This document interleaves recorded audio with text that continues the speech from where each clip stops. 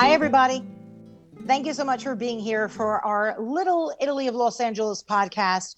And joining me right now is Shelby Newallis. Hey, Shelby, how you doing? Shelby is the development director of Little Italy Los Angeles and San Pedro. How you doing, Shelby? I'm good. How are you, Deborah? I'm doing great. So you're here to talk to us all about what's going on in October, which is what? Italian month, Little Italy month, the entire month of October. And you've got all sorts of things going on, right? Much like this month is Hispanic Heritage Month, next month is Italian American or Italian Cultural Month. So Little Italy's events look a little different this year because we are not able to gather in the way we did last year, like you were there for the festa. But there's still some things going on, and I just wanted to share some news with what we have. Okay. First off, let's talk about something that I love. I love a farmer's market. You've just kicked that off down near the piazza. Am I right? Why don't you tell people what is the piazza for people who haven't been there, and what can they find in our market? I know it's just starting, but it's growing. Yeah, so we have this new farmers market, and I like to consider it more of like an open air market because if you've ever been to Italy, which I know you have, Deborah, every single Friday or like a weekday, there is an open air market. So we're sort of following that model, but using farmers markets because those are the only events that are essential right now during COVID times. So it's a way for people to come out, grab some fresh food, fresh produce, take a little stroll down our piazza. Our piazza is, I'm referring to it as a piazza because that's what they call it in Italy, but right now it's called a plaza, which is Pepper Tree Plaza. It's right next to our San Pedro City Hall in our Little Italy district. The plan is to redesign this into a state-of-the-art piazza that has on theme for the long term, but right now we want to make sure that we're utilizing that space for the community. Even though we can't gather in normal events, we can have people come down for the market and have them get something to pick up for lunch or for the weekend. So it's on Fridays from 11 a.m. to 4 p.m. and it's called the San Pedro Farmers Market at Little Italy. And what I love about it is it's right there by the waterfront, and anything by a waterfront, you've got me hooked. But which is also very traditional, right? Because the Italians who first came over into San Pedro, they were fishermen. So I love the fact that our farmers market, and you'll tell us in a minute what some of the vendors are so far. It just seems like traditional and the perfect spot for it, right?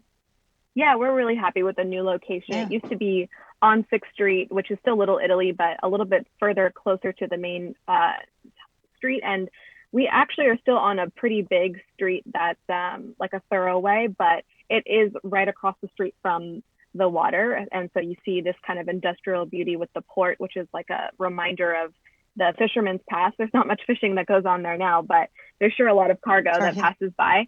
And it's kind of nice because we have vendors of all different sorts. So we have obviously some fruits and vegetables, but we also have people who are coming from different cultures, like an El Salvadorian vendor called Pupusas Yeni. They have pupusas. We have Fresco Pasta, who does fresh cheese.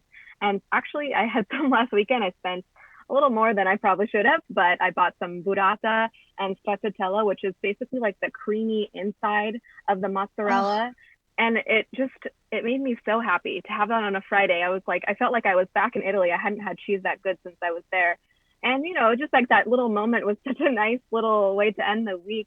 So those are the kind of things that you can expect when you come. It is a very small market right now, but we're working to try and find vendors that feel comfortable coming down and really distance everything safely because we want to have people come down to this event. But, we need to make sure that everyone's following the protocol. So that's been kind of the reason why we had to keep this. We have about 10 vendors right now, but we're hoping to expand once some of the COVID restrictions are let up and we can have the craft people come back and live music. It's going to be a really nice ambiance and we're so excited. It's going to take some time because we're all adjusting. Yeah. Well, you know what I love too? Everything is seasonal and most farmers markets are, but whatever fruits and vegetables, I was listening to a dietitian, a nutritionist who said, if you want to eat healthy, eat in season. And you shouldn't be having stuff that's out of season, that's grown in season for a reason, right? So right now, whatever produce and fruits you have are in season, which I love. Yeah. And I mean, the reason for that is because if you think about it, and this kind of goes back to last time I was on here talking with Carlotta, we we're talking about how when you go into your garden and you pick something, it has the most nutrition, and you can taste the difference. You know, when you taste a tomato in the month of August, it's going to taste different than when it's coming 2,000 miles away on a truck from somewhere else. You have more of a connection to it, and that's kind of the beautiful thing about California and farmers markets in general. You get the produce that is the freshest. Most of ours, we actually have one vendor that is like an urban farm, so they are producing veggies in a garden that's literally 3 blocks up from our farmers market. And they have a very small lot, but they have some beautiful pumpkins and leeks right now because it's fall. So it's kind of cool to have that connection to this sort of industrial land that's being repurposed for urban farming, which is kind of a trend in Los Angeles right now. It absolutely is. I'm glad you mentioned that, actually. What about any specialty pastas or olive oils that you might have there as well? Anything like that? Because that's always my favorite. I know. Fresco Pasta is our main Italian vendor right now. So they have olive oil, and actually we have a Lebanese vendor who has wonderful olive oil as well. And the pasta that they have, I believe they have different shapes. It's all fresh, so they make it, basically you take it home and you cook it either that same day or maybe 2 days later, and it takes like 3 minutes to boil because it's fresh pasta, not dried. So you can have that instant gratification. That's wonderful. And the Lebanese vendor that you were talking about, they also have some fresh hummus, some fresh pita. I mean, I just want to encourage people to go because there is something very authentic about being in the area by the port. The hummus and the pita is unlike anything else, right? Because it's fresh, it's homegrown, and there it is at the farmers market. That's wonderful. So, what days are they open?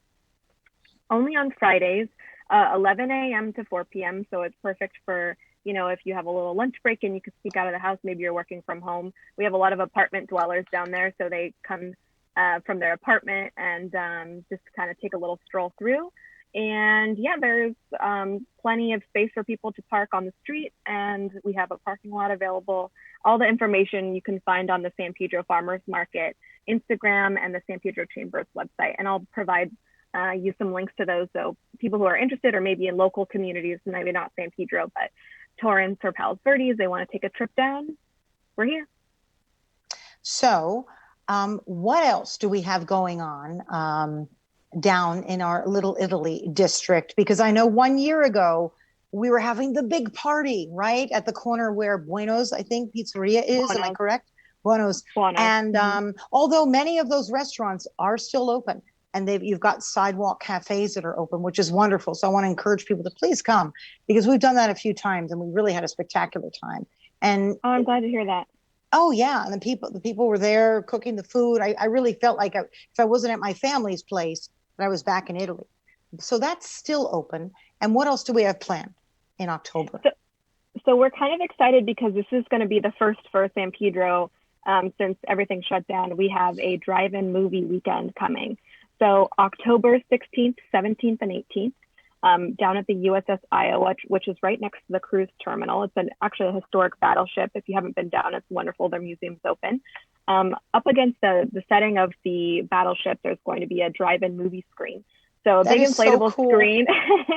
And we're utilizing their big parking lot so we can keep everything 6 feet apart. People will stay in their cars, they drive in, and they can watch one of our 3 movies. So the first night is Friday. We have Moonstruck, which is kind of an old rom-com favorite. It's the one with Cher and Nicolas Cage. And it's a Brooklyn love story and an Italian-American family. Of course, there's lots of drama that ensues. So it's like a perfect date night, you know? Well, she won the Oscar for that, didn't she? I think she won an Oscar for her performance in Moonstruck, if I'm not mistaken. Did she? If I'm not mistaken, if I'm wrong, she was excellent. It was amazing. It's still a great movie, yeah. Plus, yeah, she has a beautiful perm in that movie. I just love it so much. She looks phenomenal in there. Nicolas Cage is amazing, and I think Olympia Dukakis. I mean, the entire cast is phenomenal. If you haven't seen it, show up Friday night. What time is that movie? So all the movies will be showing at 7:30 because it's starting to get dark a little bit earlier now, so we can do it earlier. And then the gates will open at 6.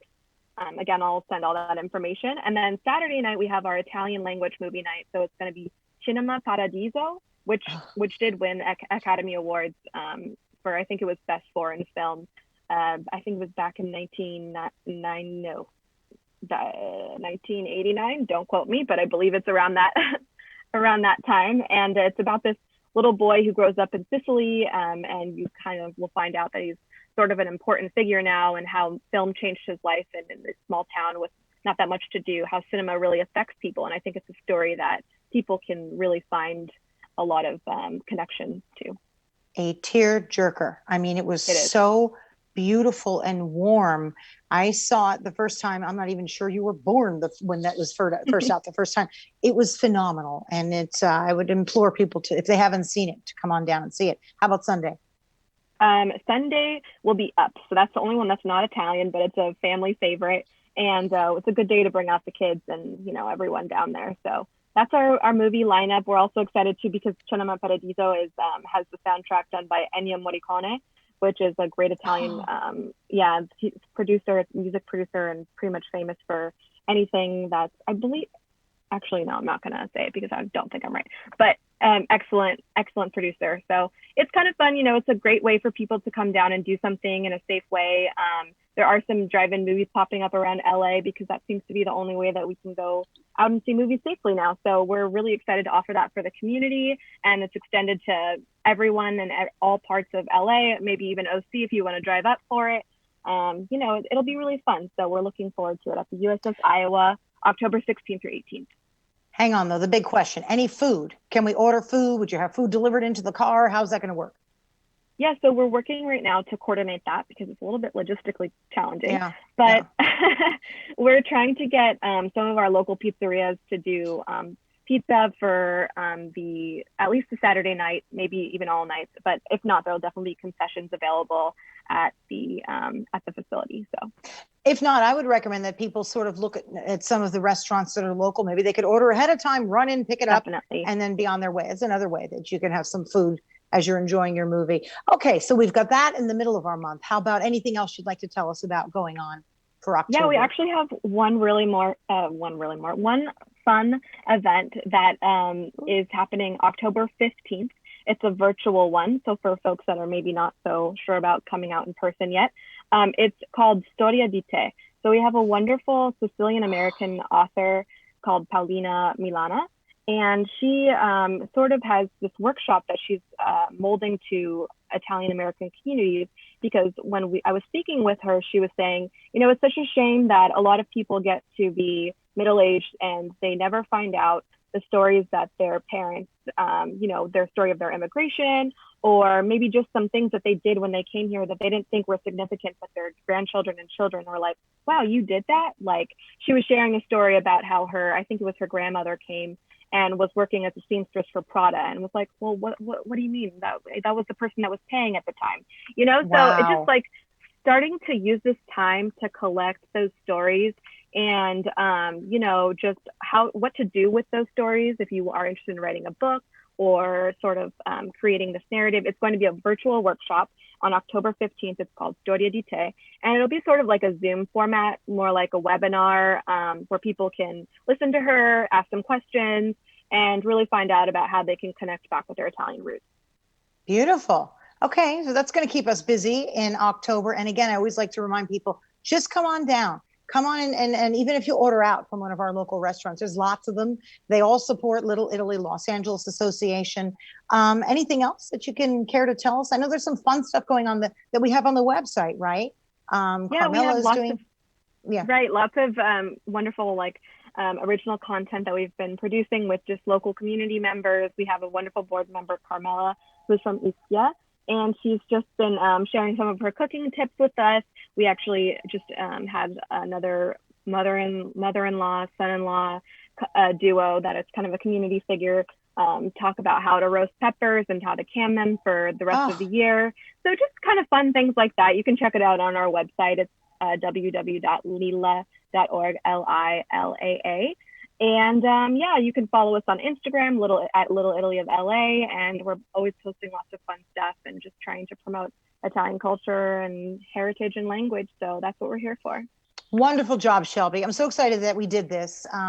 Thank you. Thank you for coming on and keeping us updated. We should do this every couple of months, right? To update people what's going on, because you're working so hard. I know you are. And you're doing a great job. Yeah. Thank you. Shelby Newallis, Little Italy Association of Los Angeles, San and San Pedro. Please, everybody, come join us. Italian Heritage Month. in October. Be very much looking forward to seeing you down there in San Pedro. And thanks everybody for joining us for our Little Italy of Los Angeles podcast. And you get in touch with us anytime. Just go on the website.